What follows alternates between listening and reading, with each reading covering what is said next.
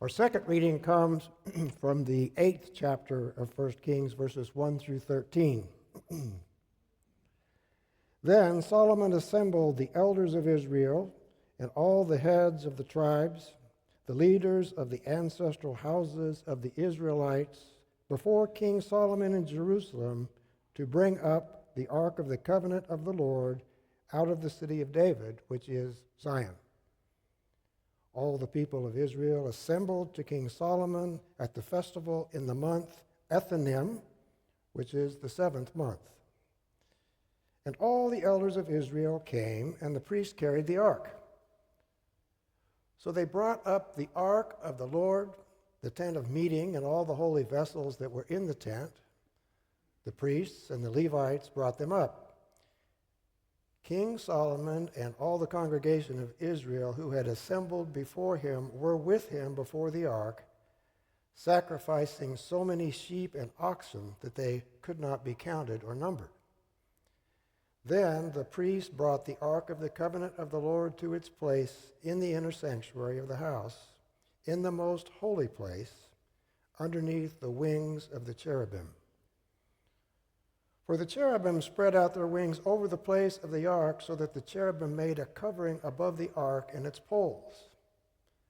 The poles were so long that the ends of the poles were seen from the holy place in front of the inner sanctuary, but they could not be seen from outside.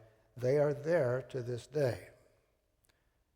There was nothing in the ark except the 2 tablets of stone that Moses had placed there at Horeb, where the Lord made a covenant with the Israelites when they came out of the land of Egypt. And when the priests came out of the holy place, a cloud filled the house of the Lord, so that the priests could not stand to minister because of the cloud. For the glory of the Lord filled the house of the Lord. Then Solomon said, "The Lord has said that he would dwell in thick darkness. I have built you an exalted house, a place for you to dwell in forever." This is the word of the Lord. Well, wow, what a spectacle that must have been for those lucky enough to get in. The dedication ceremony of Solomon's temple, an elaborate, ornate structure that took 7 years to build. The dedication ceremony included the sacrifice and slaughter of thousands of animals.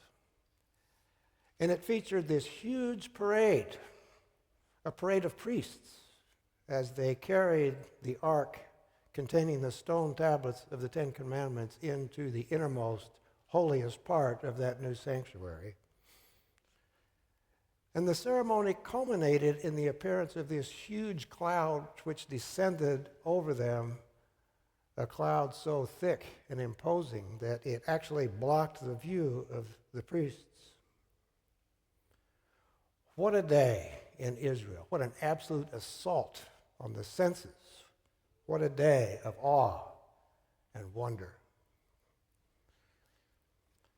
When this church remodeled its sanctuary and installed the Tiffany windows in 1911, and when we underwent another remodeling in 1935 and installed the Muller organ, and when we completed yet another remodeling project in 2005, at those dedication ceremonies, I think we just had some cake and punch and a few prayers.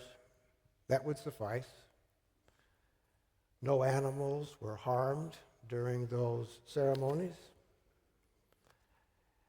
And though I trust and hope that God was present with us during those times, no dark cloud descended upon us. Now, we may scoff at the practices of those ancient people that we read about in the Old Testament, but I am struck as much by the similarities.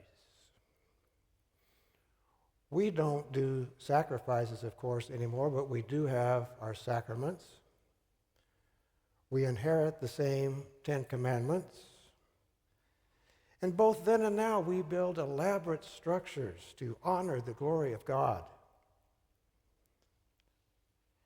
Our assigned reading for today from 1 Kings skips from chapter 5 to chapter 8. But if we were to look in chapter 6, we find a description of Solomon's temple. I just want to read a short excerpt from that. Solomon lined the walls of the house with boards of cedar, and he covered the floor with boards of cypress.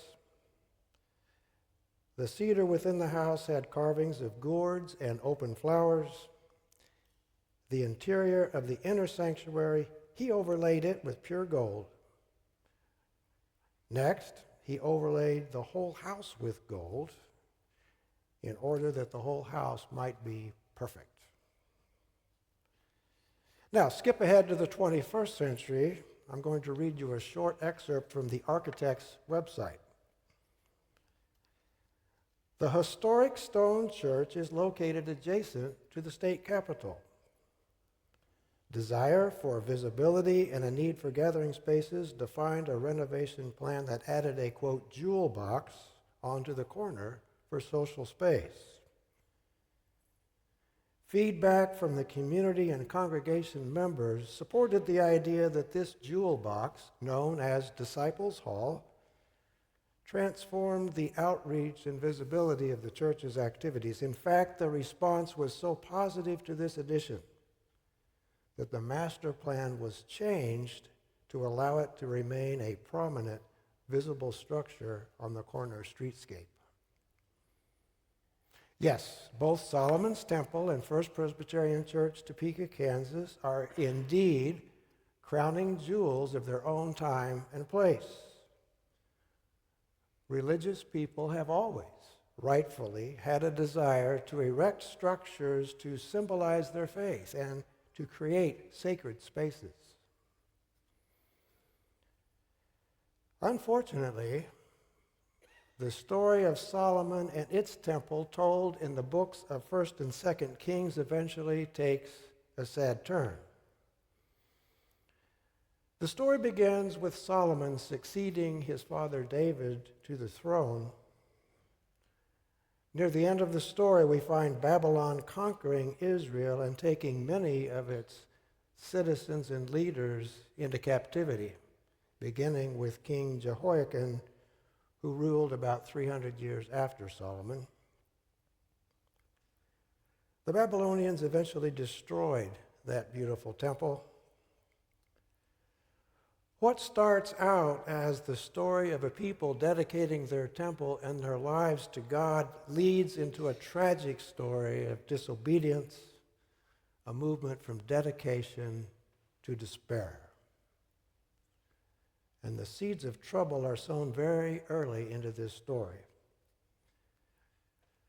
For starters, one thing not included in our selected passages from 1 Kings today is that King Solomon used forced labor to build that temple and all of his building projects. This practice of conscripted labor to the king eventually led to civil revolt and the fracture of Israel into two separate countries, the northern and southern kingdoms of Israel and Judah. And here's another not-so-fun fact. In an act of questionable priorities, Solomon built a house for himself that was larger and even more grand than the one he built to God. Whereas the temple took 7 years to build, his own took 13 and was twice as large. And do you know why our passage today begins with this meeting between King Solomon and King Hiram? It's because Solomon and this Phoenician king entered into an agreement whereby Hiram would supply all of the precious wood for Solomon's building projects. And in return, Solomon would give an annual payment to Hiram of large amounts of grain and oil to feed his people. Well, this turned out to be a very lopsided agreement. Meeting that annual payment to Hiram, coupled with his own country's needs, eventually led Solomon into bankruptcy. And he had to essentially mortgage several whole cities just to meet his debt obligation. So you see, Solomon's reign as king is indeed a study of contrasts. Solomon was supposed to act as God's vice chairman in ruling the chosen people of Israel, and he seemed to do that initially. And he was a very wise man. And in Israel, he brought about a splendor unknown in any other period of Hebrew history.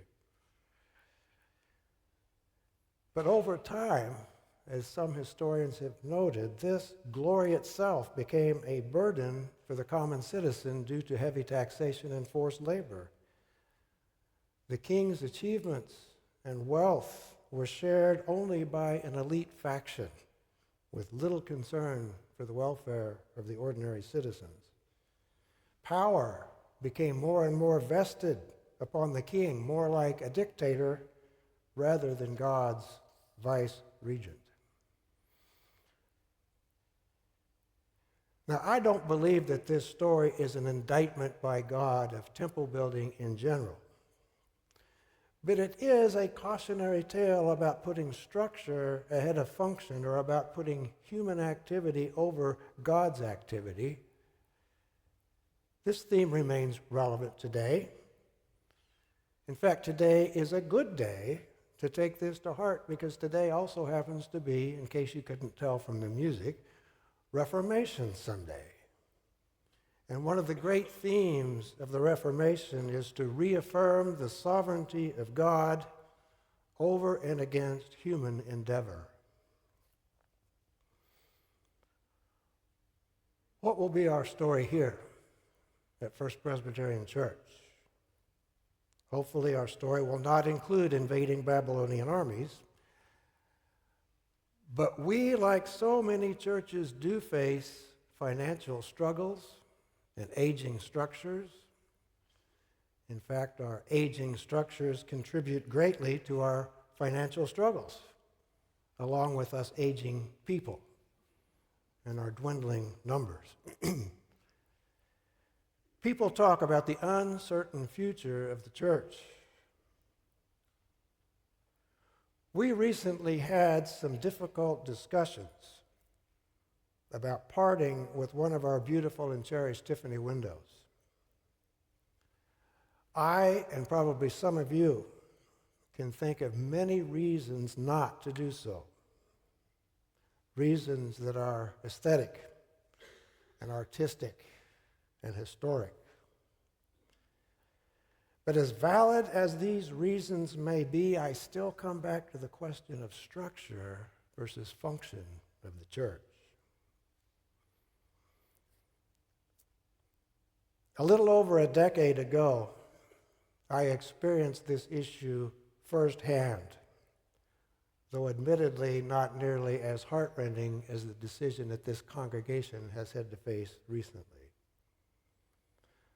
My daughter was married in this sanctuary, and during the planning phase of the wedding, she brought her fiancé in here to take a tour and to get his opinion and his approval. My soon-to-be son-in-law looked around this place in awe with the sun streaming through these Tiffany windows. I think his exact words were, "This will do."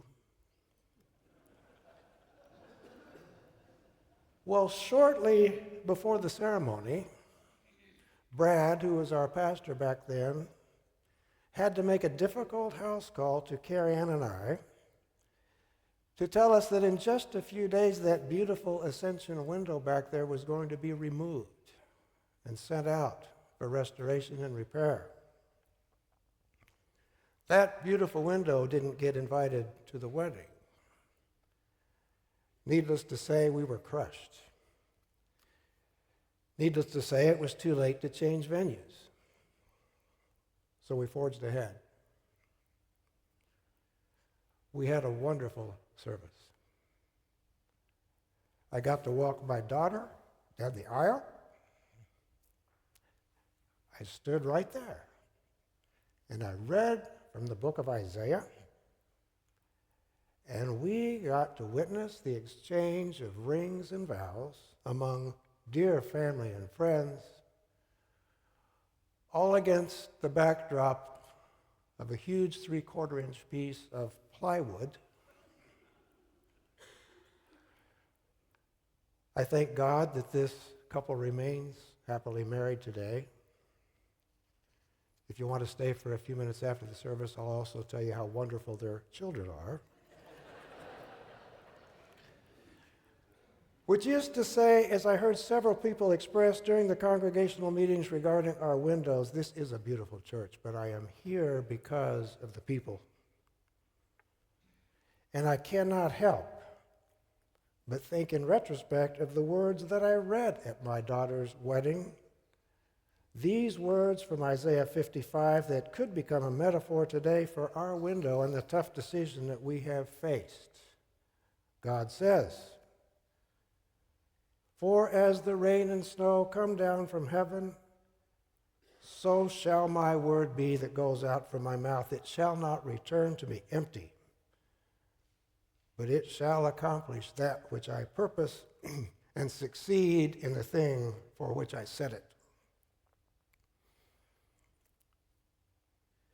This, of course, does not make change or loss or the future any easier, but it does give us a chance to refocus on what we do have and upon that of which we are certain. We have each other. We have our call to love our neighbor and to continue to be a presence in this community. We have a dedicated, faithful, worshiping body of Christ and wonderful leadership who is not afraid to take on the tough questions and the tough issues.